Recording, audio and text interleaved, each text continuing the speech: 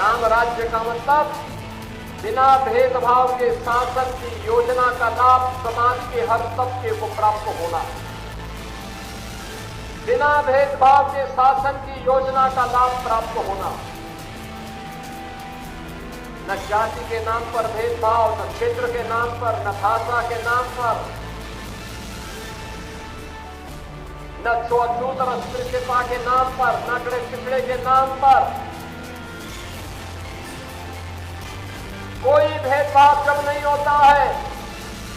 और यही तो कार्य 10 वर्षों से प्रधानमंत्री मोदी जी के नेतृत्व में भारतीय जनता पार्टी की सरकार ने किया है। मकान मिलेगा सबको, राशन मिलेगा सबको, आयुष्मान के 5 लाख रुपए की कार्ड की सुविधा, मुफ्त उपचार की व्यवस्था मिलेगी सबको, रसोई गैस का सिलेंडर का लाभ मिलेगा सबको, विकास का कार्य होगा, रोजगार मिलेगा।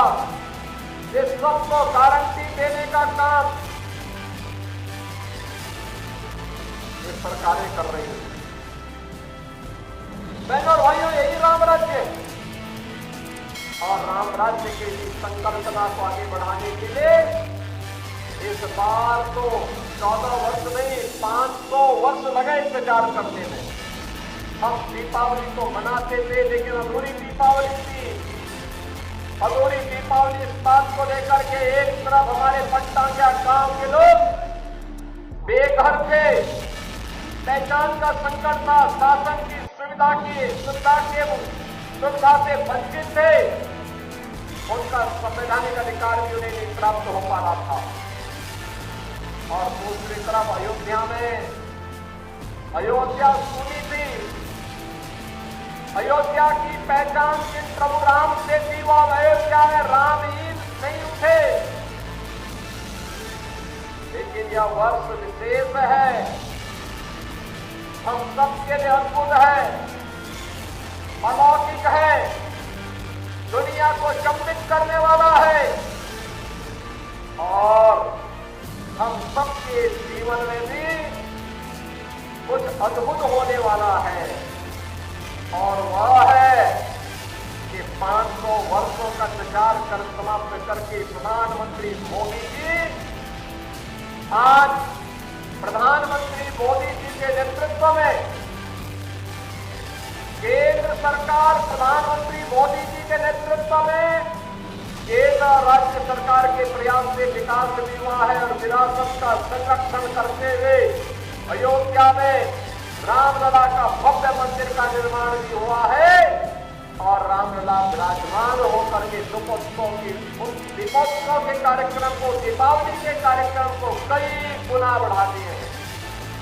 आज यहाँ पे 185 करोड़ रुपए की योजनाओं की सौगात भी आपको मिल रही है।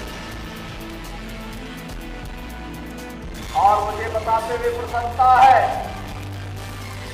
कि यहाँ पर पट्टांगा गांव में अब तक लगभग 770 लोगों को एक आवास उपलब्ध कराया जा चुका है।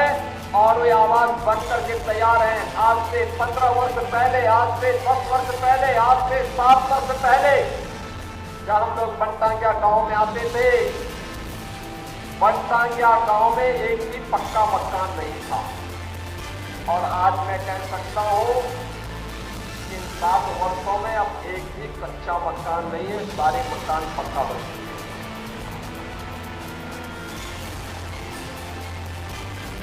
पात्र गृहस्थी और अंत्योदय के कार्ड भी यहां पर लगभग 800 से ज्यादा परिवारों के बन चुके हैं।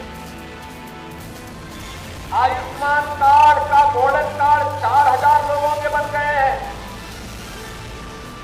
113 वृद्धावस्था पेंशन, 66 निराश्रित पेंशन, 25 दिव्यांग पेंशन का लाभ भी यहाँ पे प्राप्त कर रहे हैं।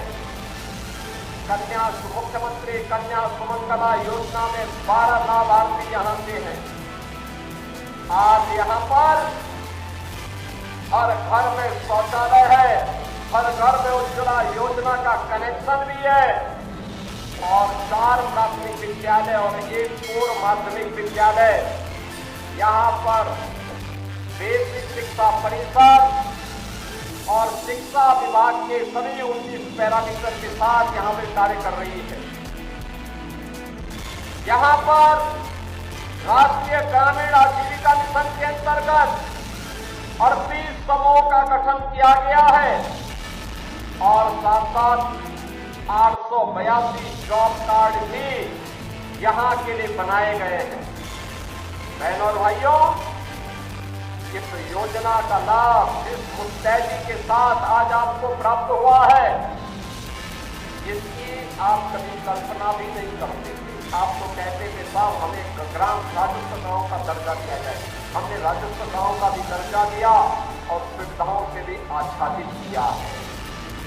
इसलिए किया है जिससे आपके जीवन में खुशहाली आए, आपकी पीढ़ी, आने वाली पीढ़ी खुशहाल बने। हमारे लिए पंचांगिया गांव को मुख्य धारा के साथ जोड़ना इसलिए महत्वपूर्ण था, जिससे कोई भी देशद्रोही तत्व, समाजद्रोही तत्व इन्हें मुख्य धारा से भटक बचाने में सफल न होने पाए। आज जब प्रहार हो रहे हैं, कोई जाति के नाम पे बांट रहा है, कोई क्षेत्र के नाम पे बांट रहा है, कोई भाषा के नाम पे बांट रहा है, कोई अव्यवस्था पैदा कर रहा है। याद करना, ये बांटने वाले तत्व, इनमें रावण और दुर्योधन का ही डीएनए इसमें काम कर रहा है। ये वही काम कर रहे हैं जो त्रेता युग में रावण ने किया था।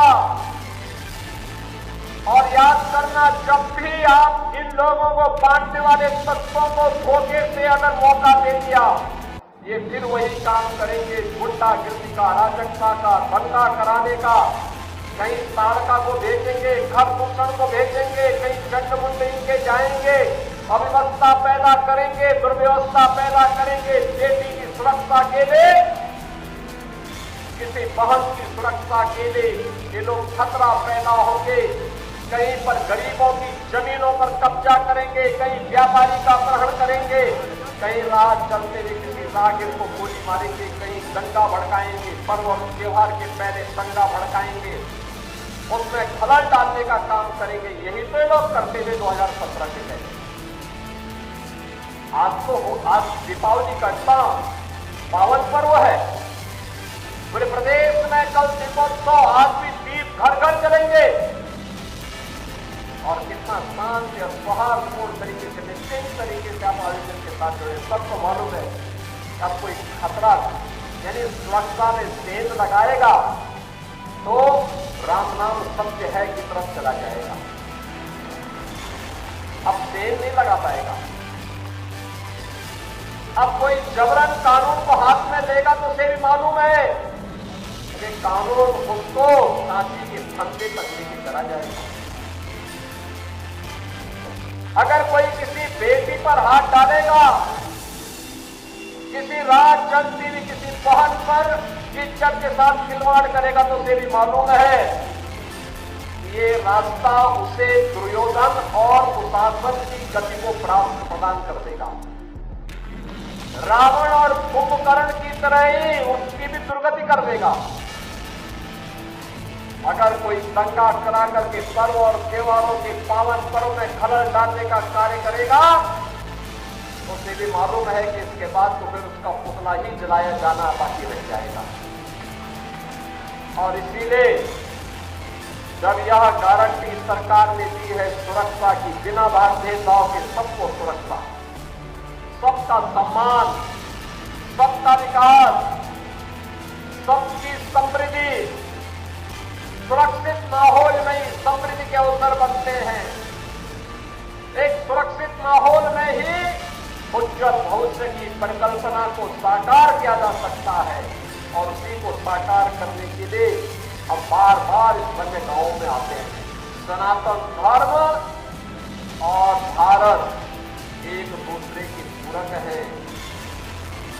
सनातन धर्म मजबूत होगा तो भारत मजबूत होगा, भारत मजबूत होगा तो सनातन धर्म मजबूत होगा। अगर इनमें से कोई भी कमजोर होता है तो मान के चलिए दोनों कमजोर होंगे, विरोधी हावी होंगे तो दोनों को कमजोर करने का प्रयास करेंगे। और यही कारण है जब देश के दुश्मन सफल नहीं हो पा रहे हैं तो विभेद पैदा करने का कार्य कर रहे हैं, अफवाह पैदा करने का काम कर रहे हैं,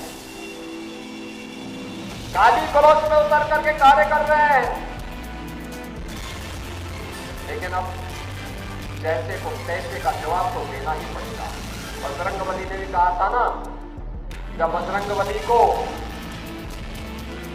अशोक वाटिका में फल खाने के लिए गए, रावण के राक्षस उन्हें मारने लग गए तो उन्होंने भी 2-4 को पटक दिया, उसमें से 1 मर भी गए।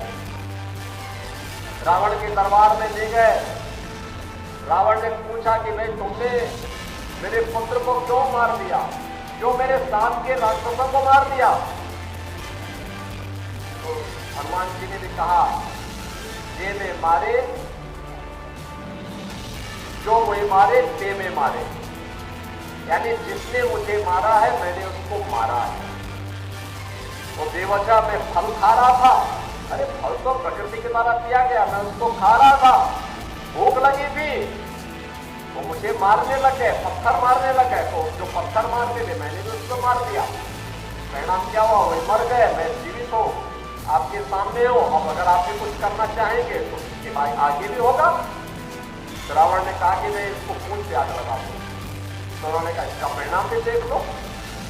हनुमान जी की पूंछ पे आग लगाई तो उन्होंने पूरी सोने के लंका को कर डाला। बहनों और भाइयों, बजरंगबली बनिए बजरंगबली, आदर्श राष्ट्रभक्त भी, जो राम भक्त होगा वही राष्ट्रभक्त भी बन सकता है। और दुश्मन को दुश्मन की भाषा में जवाबी दे सके। जो देश का दुश्मन है वो हमारा मित्र नहीं हो सकता, कभी नहीं हो सकता। देश का दुश्मन हम सबका दुश्मन है और यह संकल्प हम सबका दीपावली के पर्व में होना चाहिए। आप भी संकल्प लीजिए, अगर कोई किसी में कोई बुराई है, शराब पीने की, नशा करने की, उसको छोड़ने का संकल्प लेना होगा।